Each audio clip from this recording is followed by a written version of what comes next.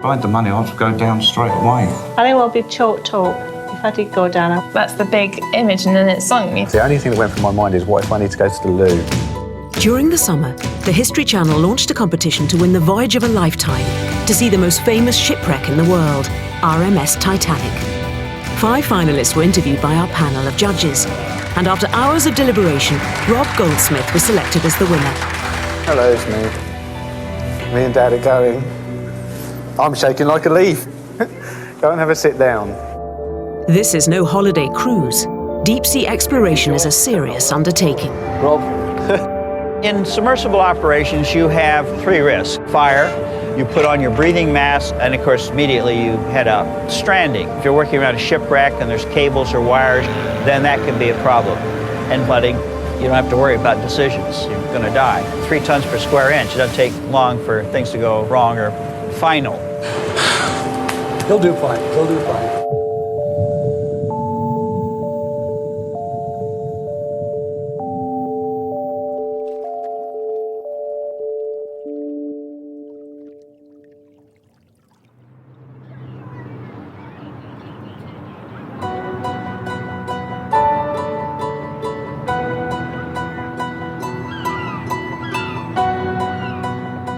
July 6th. Just 1 month after winning the History Channel competition, Rob Goldsmith, a college lecturer, and his father Danny, a farmer, both from West Sussex, are in St John's, Newfoundland, Canada. Awaiting them at the quayside is the exploration vessel Keldysh, but it's her 2 mini-submarines that they want to see. That is massive. It's one of these mysterious-looking craft that will take Rob into the ice-cold black depths of the Atlantic. Yeah, look, Dad, other one's in there. Obviously, it's a bit difficult to see them with the metal cowling over the top. They do look a little bit like they're made of plastic. They do look very vulnerable, but I don't feel that scared yet. I think when I actually get in the submersible, then I'll be scared. But I'm just overwhelmed with excitement at the moment. I mean, it's just absolutely amazing. It's incredible. We've got 3 ships here, Robert, all in a line, 200 foot long each, roughly. That is smaller than the Titanic. And these are huge. That just goes to show, actually, the size of it. So the Titanic... 882 foot, which is 4 of these. 4 of these.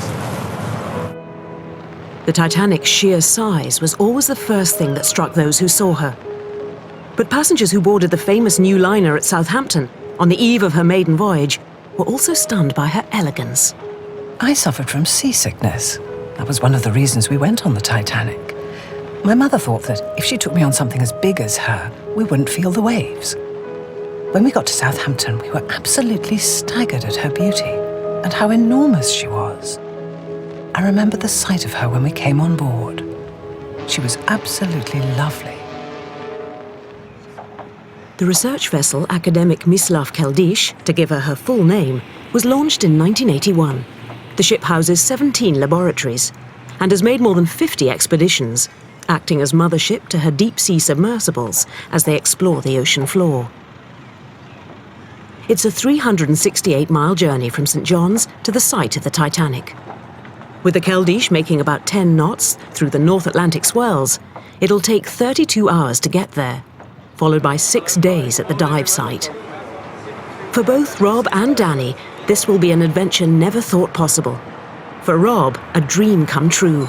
The crowning moment of his 20-year fascination with the Titanic. It'll be an emotional journey, an encounter that'll bring into vivid clarity a century-old story of disaster and tragedy.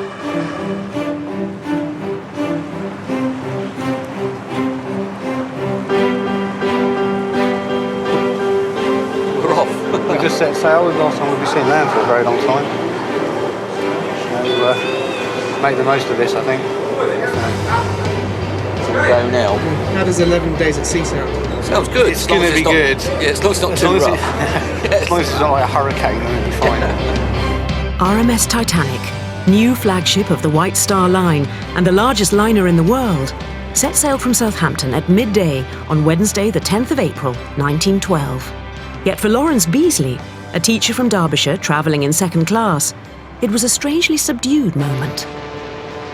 Soon after noon, the whistles blew for friends to go ashore. The gangways were withdrawn, and the Titanic moved slowly down the dock to the accompaniment of last messages and shouted farewells of those on the quay.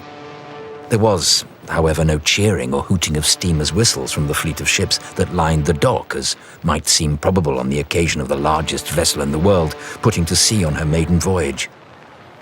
The whole scene was quiet and rather ordinary, with little of the picturesque and interesting ceremonial which imagination paints as usual in such circumstances. Titanic was conceived by Bruce Ismay, president of the White Star Line. Along with her sister ships, the Olympic and Britannic, she was designed to set new standards in size and luxury for the transatlantic passenger routes. Her keel was laid in 1909 at the Harland and Wolff shipyard in Belfast, where she was built alongside the Olympic. Ismay's new liners would be the largest man-made moving objects in history. They would measure 270 meters from bow to stern, displace 45,000 tons of water, and carry 3,500 passengers and crew. These enormous ships would each need the help of 22 tons of grease to ease them down the slipway. Titanic's most commented upon feature was her hull's 16 watertight compartments. The White Star Line itself never actually claimed she was unsinkable, but many observers went as far as to say so. It was certainly a view to which her master, Captain Edward Smith, inclined. When anyone asks me how I can best describe my experience in nearly 40 years at sea, I merely say uneventful. Of course, there have been winter gales and storms and such like, but in all my experience, I have never been in any accident, or any sort worth speaking about. I have seen but one vessel in distress in all my years at sea. I never saw a wreck, and never have been wrecked, nor was I ever in any predicament that threatened to end in disaster of any sort. You see, I'm not very good material for a story. I cannot imagine any condition which would cause a ship to founder. I cannot conceive of any vital disaster happening to this vessel. Modern shipbuilding has gone beyond that. The captain of the Keldysh, Yuri Gorbach, holds no such complacency about the dangers of the North Atlantic. Yuri has been master of the Keldysh for 10 years, and most of his Russian crew have worked together for at least as long.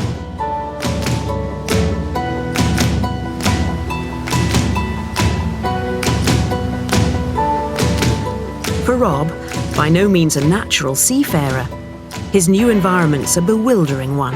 It's still very, very strange. I still can't quite believe I'm here. It's just so much to take in such a short space of time. You know, it was only 3 weeks ago that I found out that I won the competition, and it's gone so fast. And now that I'm actually here on the ship with a couple of days to go before I actually dive down to that wreck, it's just incredible. I don't think it'll actually sink in until I probably get home, when it really hit then, and I can look back on it and think, yes, I'm one of the very few people in the world who would have done it.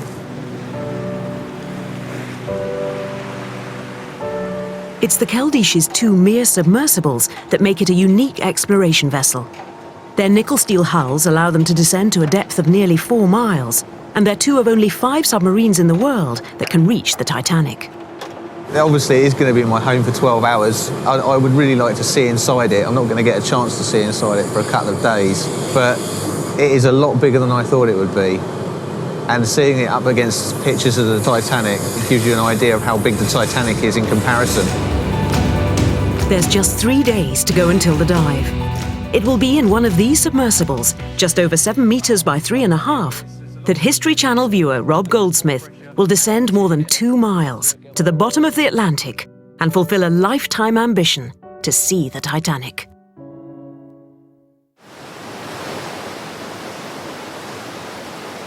The vast expanse of the North Atlantic is an intimidating environment.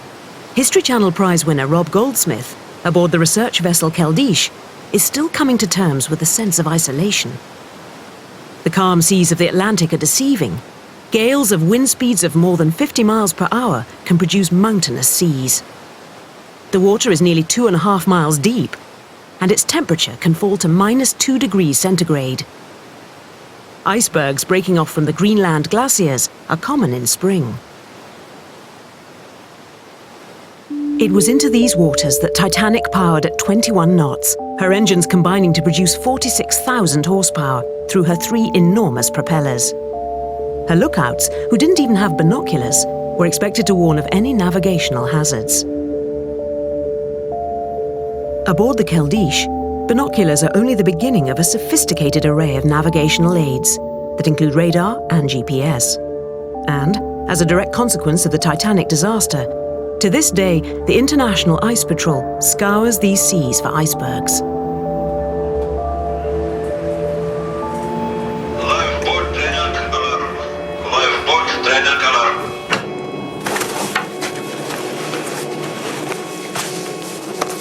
Oh, we better go. Attention passengers, lifeboat training alert. All crew and passengers aboard the Keldysh are expected to learn and rehearse safety drills and evacuation procedures.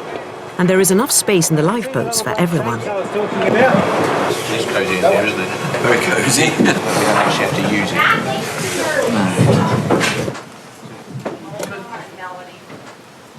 it. The ritual of modern maritime safety owes much to the Titanic disaster.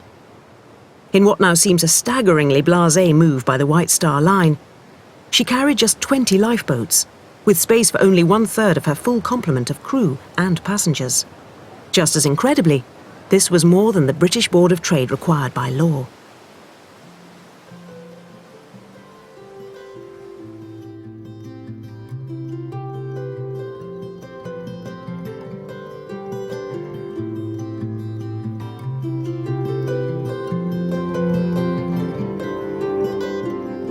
On the Titanic, there were over 60 first-class staterooms decorated in a range of styles from Queen Anne to Louis XV. With their ornately draped four-posters, inlaid teak and mahogany furniture, gilded mirrors, and coal-burning fireplaces, these were the most luxurious cabins of any liner ever built. The 2 parlour suites each boasted their own 50-foot private promenade. Passengers on the Keldysh are treated to dinners in the captain's mess hall, and it's reminiscent of the luxury enjoyed by first-class passengers aboard the Titanic, but the scale is nowhere close. For the 6-day voyage, the Titanic was provisioned with 75,000 pounds of fresh meat and 40,000 eggs.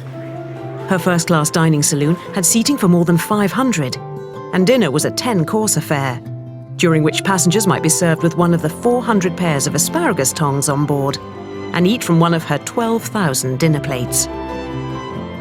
If the fare of third-class passengers was basic by comparison, it was still substantial and included not only soups and bread, but roast beef and plum pudding.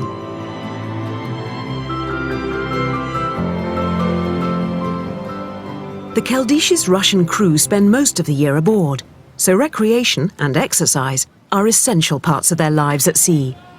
Titanic's passengers were to spend 6 days aboard during their transatlantic voyage. They too required diversions, and for this, they were amply provided. The Titanic has a restaurant a la carte, gymnasium, Turkish baths, squash court, swimming pools, smoking rooms for ladies and gents. Intended, I fancy, to keep the women out of the men's smoking room, which they infest on the German and French steamers. You can have no idea of the spaciousness of this ship and the extent and size of the decks. The Titanic has everything but taxicabs and theaters. The Titanic was the technological wonder of her age. After 4 days at sea, Rob and Danny get their first close-up look at the current cutting edge of marine technology, the Mir submersibles. They're at the vanguard of underwater research and exploration, and they're one of the world's ultimate boys' toys. It's just immense, isn't it? I want to take it to bits and see how it works. Well, it is in bits. No, I know, but but I'm not taking it to bits. I would like to take it to bits and I'm almost too frightened to touch it. It looks so delicate. I'm going to go in there and have a look. I don't know if you can. Don't touch anything. Don't break it. It's difficult to sort of judge, but the sphere at the front that you're actually sitting is only about 7 metres. No, it's not even that. How big is the sphere at the front? It's not very big, is it? The whole thing is 7.2 metres long, wasn't it? OK, so if the whole thing's 7.2 metres long, the sphere you sit in has got to be, what, 2 metres? I don't know. I just want to get in it. I just want to do it now. I just can't wait. I really can't wait. It's just going to be fantastic. Look, see, it's got 3/16 on there, look. And he's like a giddy schoolboy. There's now only hours to go until Rob's dive to the Titanic.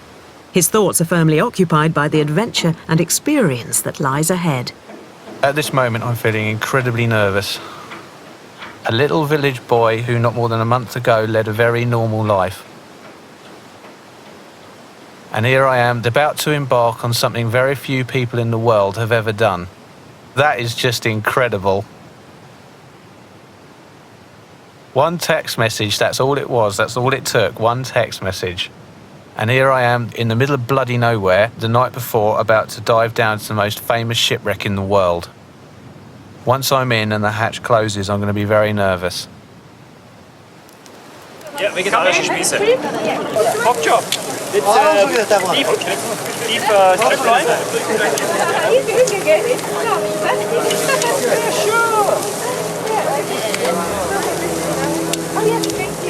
The Titanic wasn't as fast as the record-setting liners then operating the transatlantic route, like the Lusitania, but she still hurried through the North Atlantic waters at an impressive 21 knots.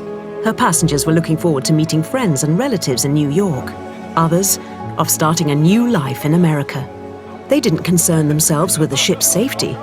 Every amenity was offered to put them at ease. And Titanic was, after all, unsinkable. Each night, the sun sank right in our eyes along the sea, making an undulating, glittering pathway. A golden track charted on the surface of the ocean, which our ship followed unswervingly, until the sun dipped below the edge of the horizon, and the pathway ran ahead of us faster than we could steam, and slipped over the edge of the skyline, as if the sun had been a golden ball and had wound up its thread of gold too quickly for us to follow.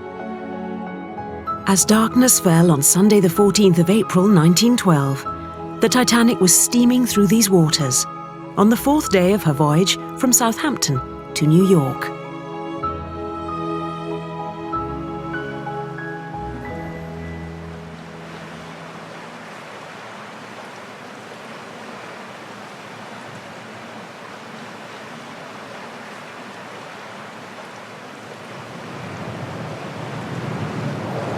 Welcome to the Titanic site.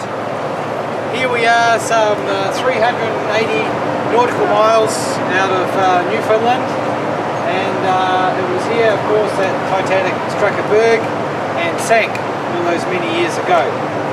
What we usually do is just pause for a moment to remember those that passed before us. If you'd like to join me in a moment of silence for those that are resting here, please do so. Yeah, I'm just thinking back to all the people that died at this spot, you know. Obviously, I'm tremendously excited to go down there, but at the moment, I almost feel guilty to be excited, to be completely honest. And I don't want to stop feeling guilty, because one reason I'm going down there is to pay my respects to the people who died on it, and basically to accomplish a personal goal, and to see the ship that I've been obsessed with for 20 years. Actually being here, even being this close, it's a very, very strange feeling. At the moment, obviously, the sea is like really, really calm and empty and blue skies, and everybody's happy on board the ship, but 90 odd years ago, it was a different story, wasn't it?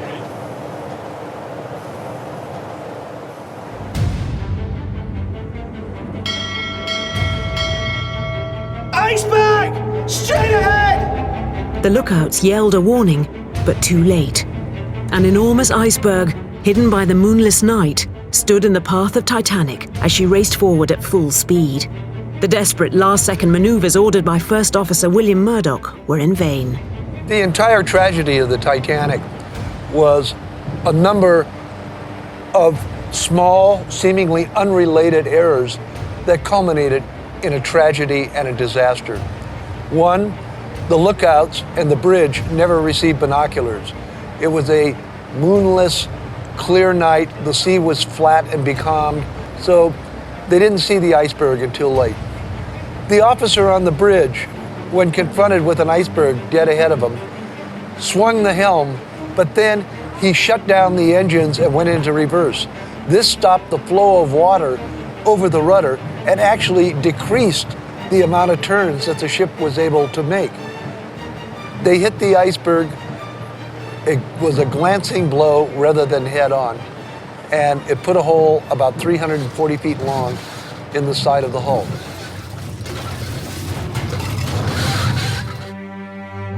Passenger Lawrence Beasley felt the impact.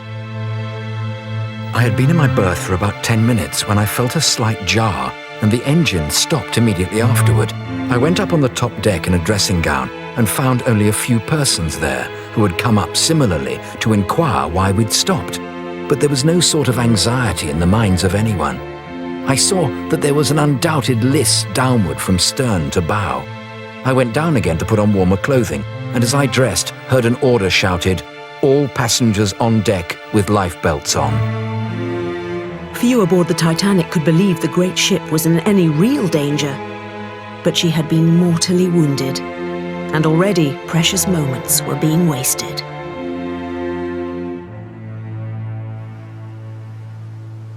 The 12th of July. It's the day of History Channel prize winner Rob Goldsmith's dive to the Titanic. It'll be the crowning moment of a lifelong fascination with the famous ship. He will travel nearly 2.5 miles to the ocean floor in one of the Keldysh's 2 mere deep-sea submersibles.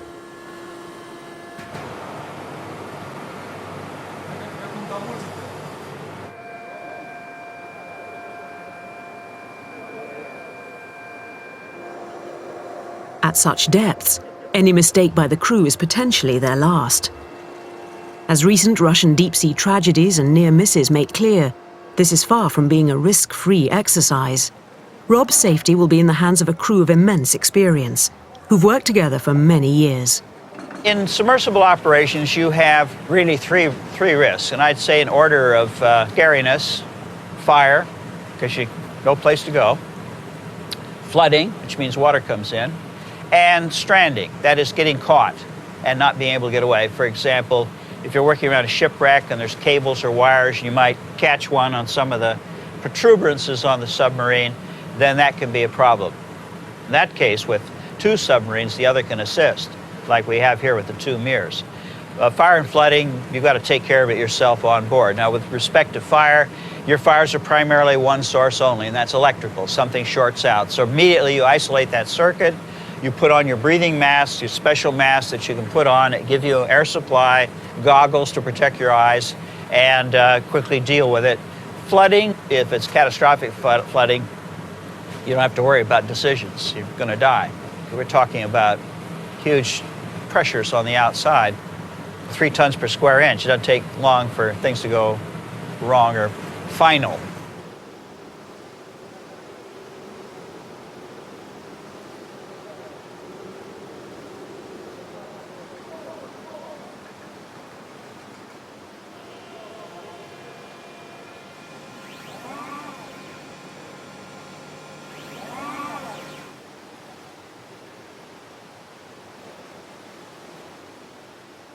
Good luck. Thank you. Enjoy it. I will. Rob. I don't bother. Rob will spend over 11 hours inside the Mir. His pilot will be Genya Shanayev, who has made more than 30 dives to the Titanic. Our prize winner is now approaching the point of no return. Hi, Rob. Tally-ho.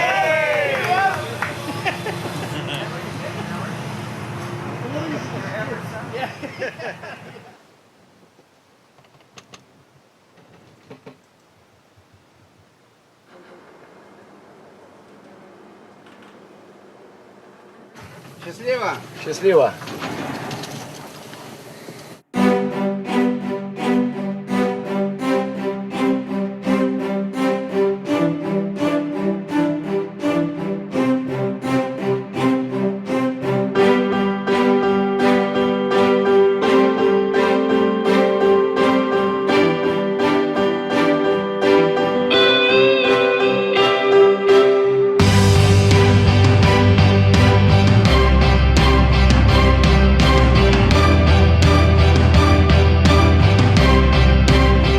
The 18-ton Mir is swung into position.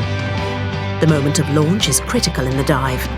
A small bump against the ship's hull or a heavy landing in the water can cause damage which quickly becomes life-threatening at the bottom of the ocean.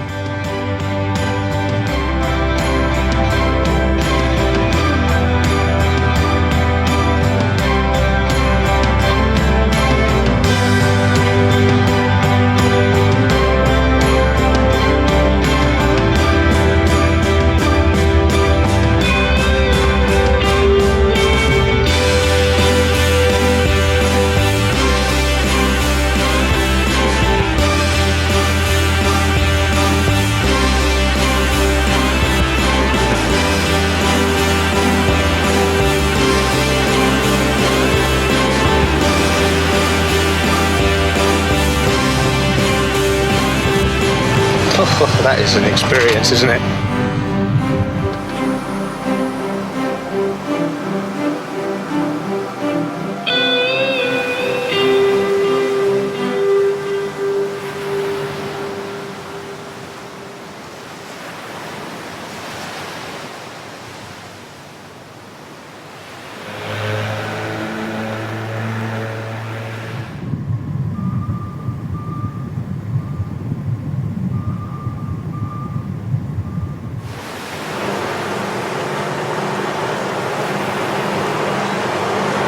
His old adrenaline will be pumping like hell now.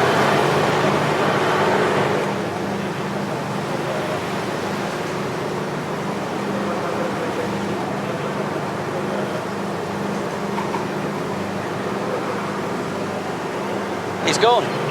He's gone. Yeah.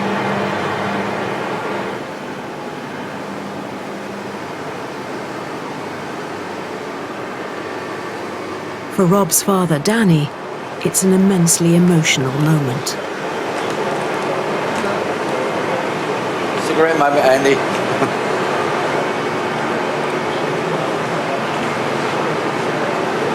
Just feel so proud of him.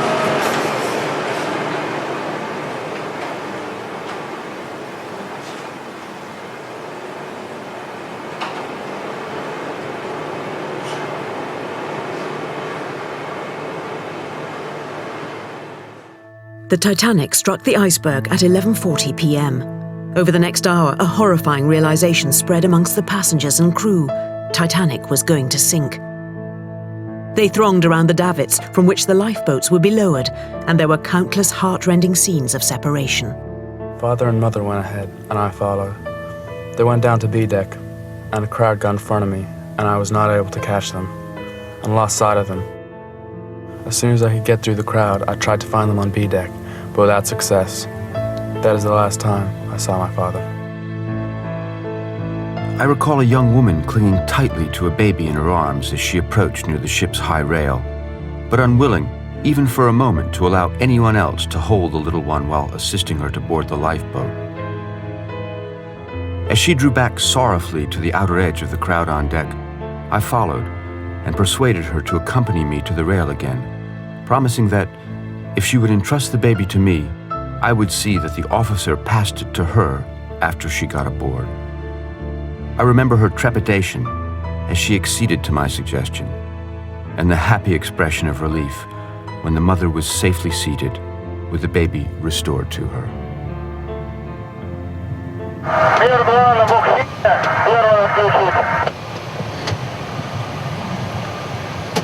Понял, на буксире, первый отключено.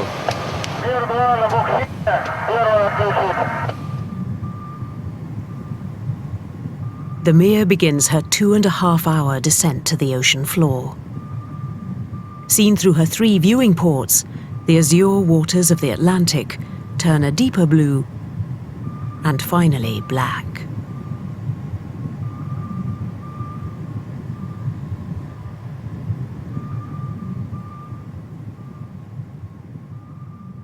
At 2:20 in the morning, 2 hours and 40 minutes after she hit the iceberg, Titanic's stern began to slip beneath the waves. More than 1,500 passengers and crew were condemned to the icy waters. As we rowed away from the Titanic, we looked back from time to time to watch her. and a more striking spectacle it was not possible for anyone to see. In the distance, it looked an enormous length, its great bulk outlined in black against the starry sky, every porthole and saloon blazing with light. It was impossible to think anything could be wrong with such a leviathan, were it not for that ominous tilt downward in the bows, where the water was by now up to the lowest row of portholes. Presently, at about 2 a.m., as near as I can remember, we observed it settling very rapidly, with the bows and the bridge completely underwater, and concluded it was now only a question of minutes before it went. And so it proved. It was down through these very waters that the Titanic sank, on her maiden and last voyage to her final resting place. Here she would lie undisturbed until she was discovered in 1985 by the marine explorer Robert Ballard. She lay in 2 pieces at a depth of 3,800 meters. Here, the pressure on the Mir's hull is 6,000 pounds per square inch. It is one of the most inhospitable environments on the planet. 3,768 meters. 100 meters to go. 100 meters to go.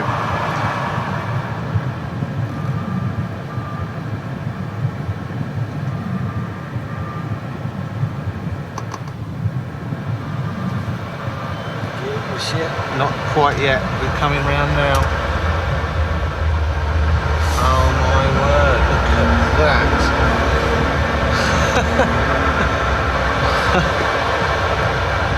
There she is. That is unbelievable.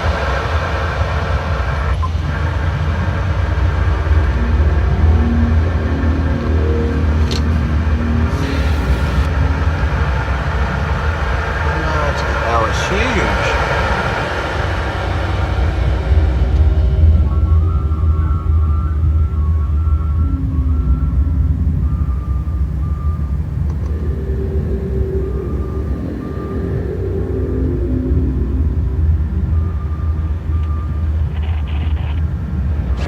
That's the crow's nest there. That's where Frederick Fleet spotted the iceberg.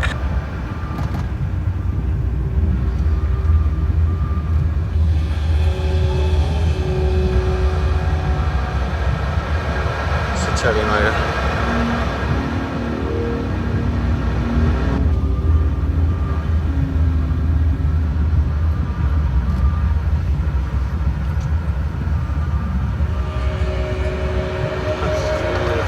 Is that, which lifeboat is that? Lifeboat 1 or 2? I think it's 2 because one on the port side, I think. This is what would have lowered the lifeboats into the sea.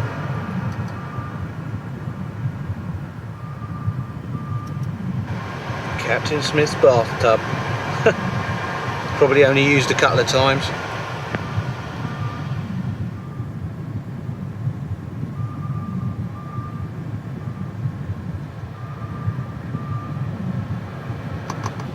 It's incredible. You can still see where the windows are pinned back. I mean, that's just amazing.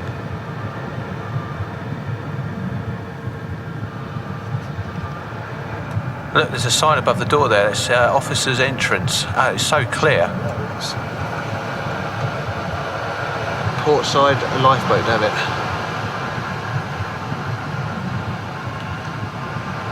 That's where lots of people said goodbye to their loved ones, isn't it?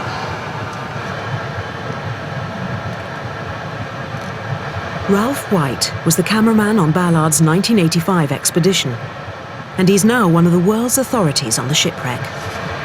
There's been a lot of deterioration.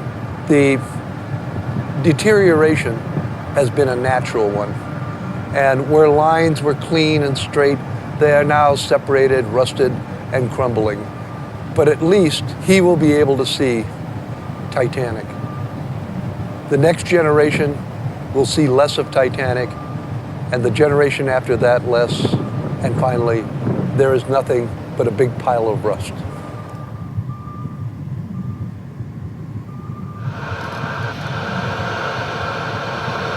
The boilers, all their glory.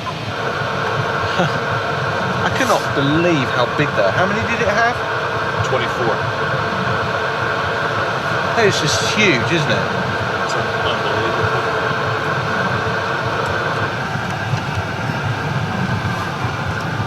So that's a shoe.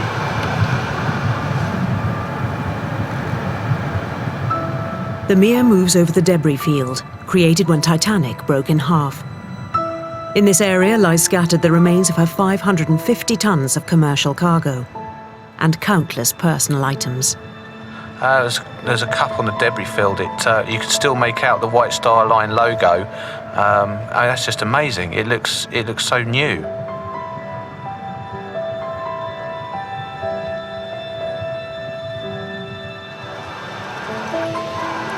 So that's a water tank, is it? Yes. With a plate on the top of it and a toilet in the background. Now that there.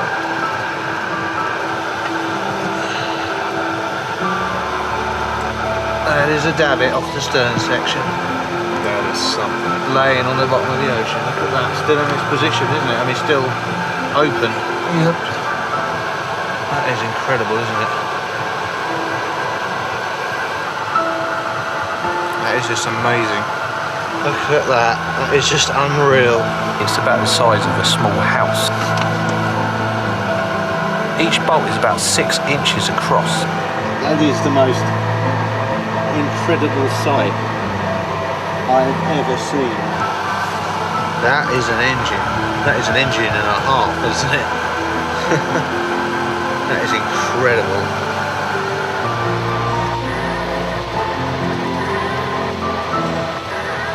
Thank you for giving me this experience, guys. Really appreciate it. As Rob begins the long ascent to the surface, it's difficult not to think about the awful human cost of the disaster. 1,523 souls perished when the Titanic sank, more than 2/3 of the passengers and crew. Amongst the dead were millionaires and society figures from Europe and the New World. Labourers and farmers travelling to America to begin a new life with their families. And 4/5 of the Titanic's male crew.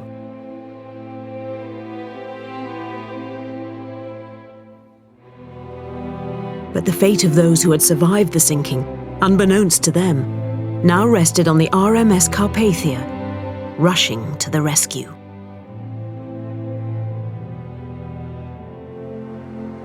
Rob Goldsmith, winner of the History Channel's Titanic competition, is surfacing after his dive on the wreck. His 2.5-mile ascent to the surface has taken several hours. He's been down there 11 hours, which is a bit worrying. On the surface, the crew of the Keldysh prepare for the nighttime recovery. He's back on the surface now. We can see the lights of the sub. Fantastic. Absolutely fantastic. In the freezing early hours of the 15th of April, the survivors, those lucky enough to find places in the lifeboats, faced an uncertain fate. The stars slowly disappeared, and in their place came the faint pink glow of another day. Then I heard a light, a ship. I would not look while there was a bit of doubt, but kept my eyes away. All night long I had heard a light. Each time it proved to be one of our other lifeboats. Then I looked and saw a ship bright with lights. Strong and steady she waited, and we were to be saved. A straw hat was offered, it would burn longer. That same ship that had come to save us might run us down. But no, she is still. The two, the ship and the dawn, came together, a living painting. But for those in the water, there was little chance. I went back to where the Titanic sank and picked up the remaining bodies. We got 4. All the others were dead. We turned over several to see if they were still alive. It looked as if none of them had drowned, but as if frozen. One woman who spoke a tongue none of us could understand was picked up and believed that her children were lost. When her children were brought to her on the Carpathia, she was wild with joy and lay down on top of the children on the floor, trying to cover them with her body like a wild beast protecting its young. It was only miraculous good fortune that led the Carpathia to Titanic's lifeboats. The Titanic didn't know where it was. The SOS position they gave was 9.5 miles from where they really were.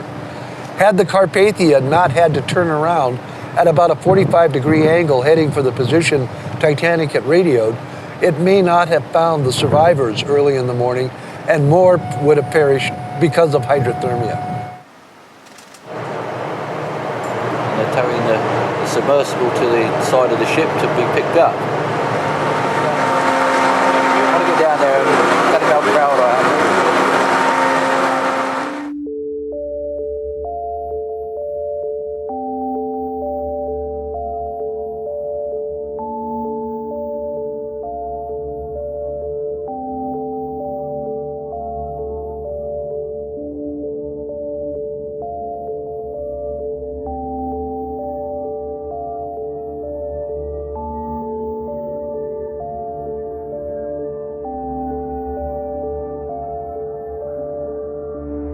It's fantastic, it really is. I'm just waiting for the hatch to open and hope Rob comes out first, but we'll see. Rob emerges from the mere after almost 12 hours beneath the waves.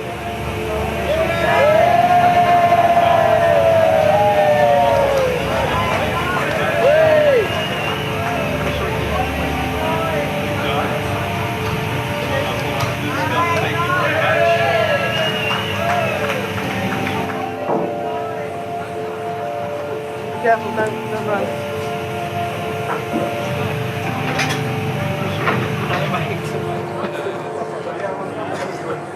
So proud of you, boy. The White Star Line quickly chartered the Mackay Bennett, a cable-laying ship from Halifax, Nova Scotia, to recover the dead. On the 23rd of April, we came across the worst bodies. The sea was dotted with the dead, as far as one could see. We started picking them up, and by 6:15 we had picked up 128. It was so dreadful. Our decks were completely covered by the frozen corpses. They eventually retrieved 190 bodies. Most, in too bad a condition to be identified, were buried at sea. Rob and Danny intended their trip to be not only an adventure, but also an act of remembrance and commemoration. After the dive, they met at the ship's rail to make a personal dedication to one passenger who shared their family name. Frank Goldsmith came from the same village in Kent as Danny's grandfather. He was traveling in 3rd class with his family, bound for Detroit to start a new life. Frank, like 5 out of 6 male passengers in 3rd class, perished, although his wife and son were saved.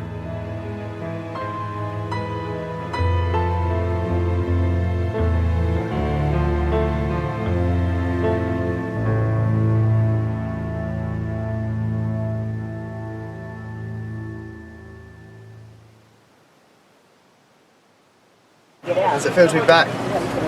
Some ways good and some ways not so good. Yeah. It's over, isn't it? The fun's over. Yeah. Been good. Yes, experience. Once in a lifetime experience. Back to reality, I'm afraid.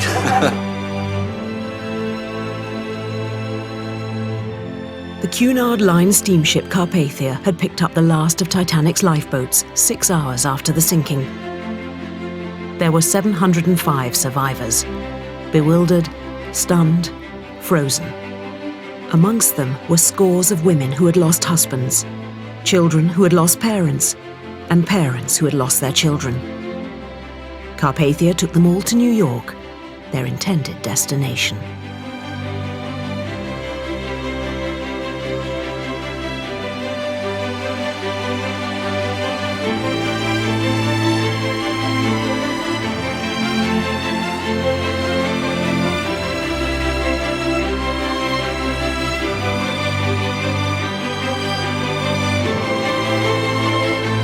Given the opportunity to do it again, I would do it without hesitation. It is just an extraordinary adventure, once in a lifetime.